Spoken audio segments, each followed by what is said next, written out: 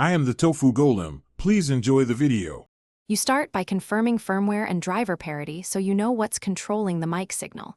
Connect the headset directly to the PC, use USB and 3.5mm adapter if available, then test the mic in Windows sound settings and a simple voice recorder.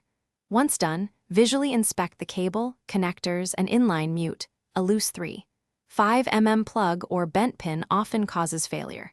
If any step fails, note error behavior before you change settings so you can roll back. Now you run deeper diagnostics while staying methodical.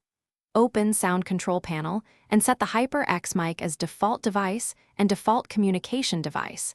Then go into Properties and disable all enhancements. These can conflict. Change the sample rate and bit depth to a common value like 48,000 HZ or 16-bit to isolate driver mismatches. Once done, swap USB ports or test the headset on a phone or another PC to finish by applying targeted fixes.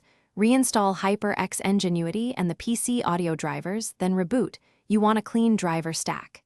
If your model supports a factory reset, perform it and retest the mic to clear firmware config corruption. Use a powered USB hub or certified 3.5mm adapter if power or impedance mismatch is suspected. This often restores signal. Troubleshooting tip: if the mic still fails, test with a different microphone to confirm whether the headset itself is defective before ordering parts or warranty service. Thanks for watching.